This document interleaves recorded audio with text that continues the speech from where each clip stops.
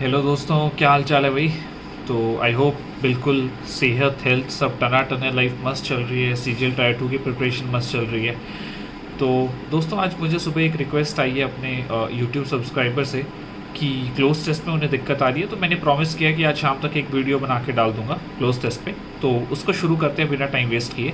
तो ये cloze test की वीडियो किसके काम आने वाली है, चाहे आप स्कूल में क्लोज टेस्ट करने वाले हो, चाहे आईबीपीएस एसबीआई सीजीएल कहीं भी आप यूज़ कर रहे हो, तो क्लोज टेस्ट को आप ये वीडियो देख सकते हैं। तो आपको क्लोज टेस्ट समझ आ जाएगा काफ़ी हद तक। ठीक है।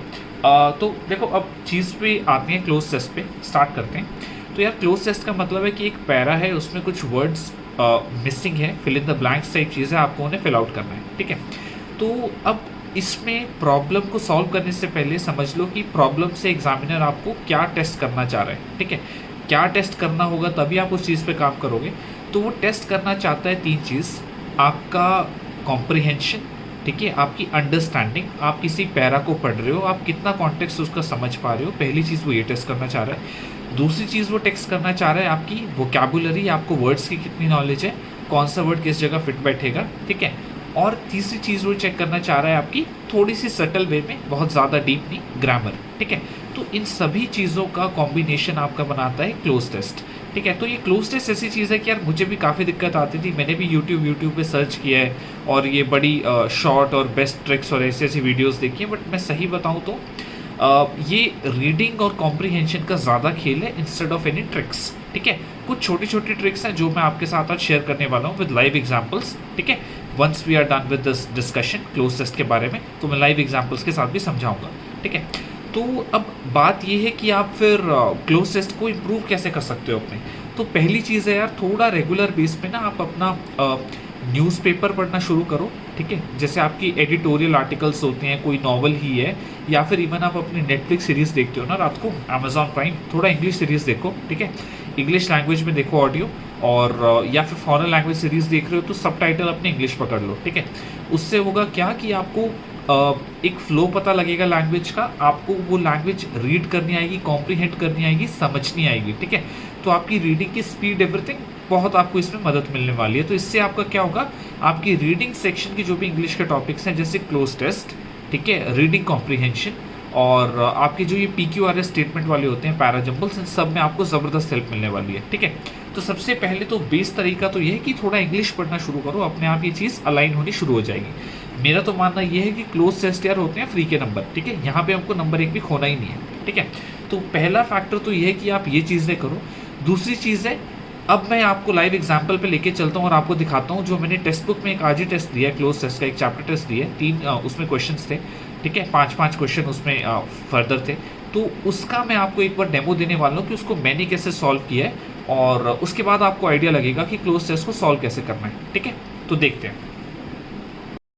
तो दोस्तों, एग्जाम्पल के लिए मैंने टेक्स्ट बुक की वेबसाइट पे जाके क्लोज टेस्ट का एक टेस्ट दिया था जस्ट अभी, आप देख सकते हो, April 27।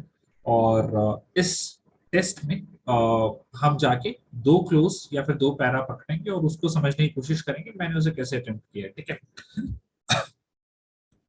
तो स्टार्ट करते हैं। तो पहला पैरा है, the musk melon is dash perfect summer dash it is dash in water content which can help dash care of our dash fluid loss that we suffer in the hot season. इससे हमें fill out करना है। तो पहली advice जो मैं दूंगा वो ये है कि किसी भी फिल इन द ब्लैंक, जैसे भी फर्स्ट क्वेश्चन का हमें फिल इन द ब्लैंक भरना है, उसको भरने से पहले ना ऑप्शंस मत देखो, पहले अंदाजा लगाओ इसमें आ क्या सकता है। ठीक है। पहले कई बार क्या होता है कि हम ऑप्शन पे चले जाते हैं और फिर हम बायस्ड हो जाते हैं कि ये भी सही हो सकता है, ये भी सही हो जाता है। ठीक है। तो अपनी रीडिंग और सबकॉन्शियस की हेल्प से पहले अंदाजा लगाओ कि यहाँ पे क्या आ सकता है इस पैरा को पढ़ते हुए। The musk melon is dash perfect summer जो। ठीक है। अब एक कॉल आती है कि यार ये आ सकता है, तो ठीक है, और फिर हम जाएंगे ऑप्शंस पे।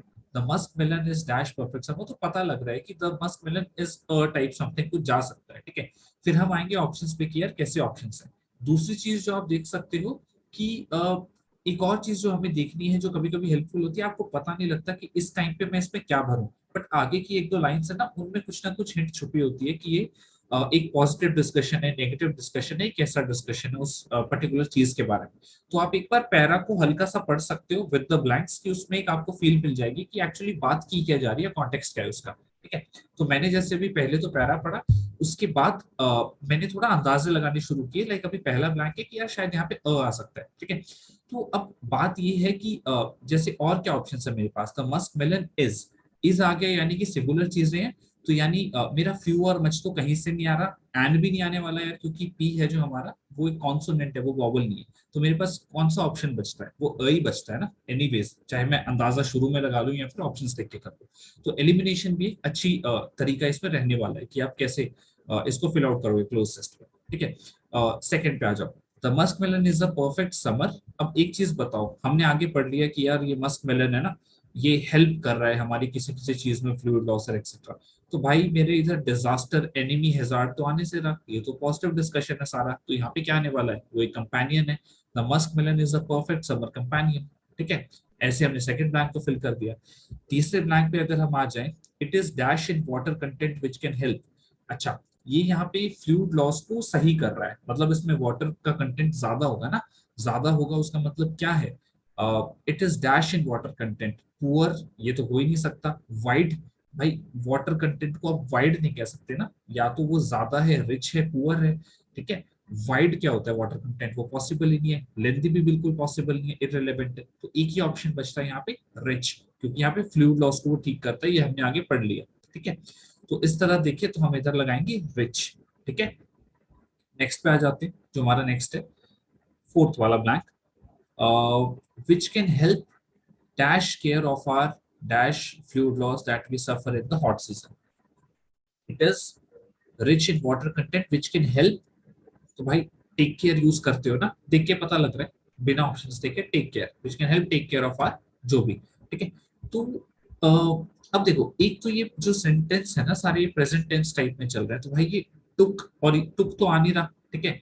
विच can help look care, look care irrelevant है। ठीक है। कुछ टर्म्स होते हैं, फ्रेजल वर्ब्स होते हैं, जिस तरह वो यूज होते हैं, तो लुक नहीं आ सकता, टुक नहीं आ सकता। विच कैन हेल्प लाइक केयर, ये भी रेलेवेंट है। कौन सा ऑप्शन बचता है, टेक केयर ही बचता है। ठीक है। थोड़ा कॉमन सेंस जितना रीड करोगे उतना हेल्प मिलेगा। अब भाई तुमने हर मूवी में टेक केयर देख रखा है, तो वो सीधा तुम्हें यूज होता दिख रहा है। एक वे होता है जिस वर्ड को यूज किया जाता है आमतौर पर लैंग्वेज में, तो वो भी इधर काम आने वाला है। तुमने रीडिंग कितनी कर रखी है। ठीक है। नेक्स्ट पे आ जाते हैं, फिफ्थ पे। ठीक है। अगला है which can help take care of our dash fluid loss.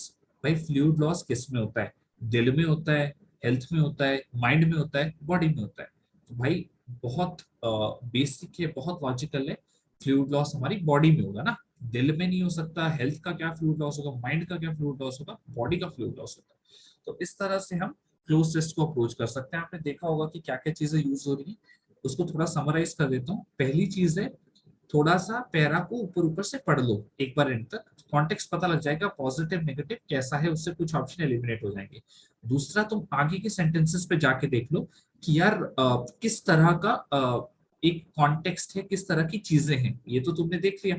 उसके बाद तुम क्या कर सकते हो, किसी भी जो ब्लैंक है ना, उसमें थोड़ा पहले अंदाजा खुद लगाओ क्या आ सकता है ऑप्शन देखने से पहले। कई बार चीजें उससे ही फिक्स आउट हो जाती है, तुम ऑप्शन देख के कंफ्यूज हो जाओगे, बायस हो जाओगे। तो वो भी एक चीज है। ठीक है। उसके अलावा जब तुम्हारे पास ऑप्शन सामने आ जाए, फिर तुम्हें करनी है एलिमिनेशन। किसके बेस पे, रेलेवेंसी के बेस पे, टर्म्स को यूज कैसे होते हैं, दूसरा ग्रामर के बेस पे।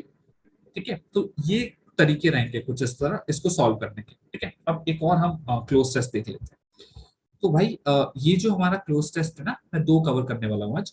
ये है हमारा what every tourist must take back from Bhutan is pure honey specially पुटका एंटीबायोटिक हनी प्रोड्यूस्ड डैश मेलिपोना बीज स्टिंगलेस बीज a breed found in protected area 700 and 1500 meters above sea level. Due their small size, they can get large nutrients, regular honeybees. It has a tangy sour taste and can dash your sore throat in a matter of minutes. तो भाई देख, मोटा मोटा ऊपर से पता लग रहा है कि शहद वहद की बात हो रही है, कुछ बीज बीज हैं, कुछ मेलिपोना टाइप की इस जगह पे इस एरिया में मिलती हैं।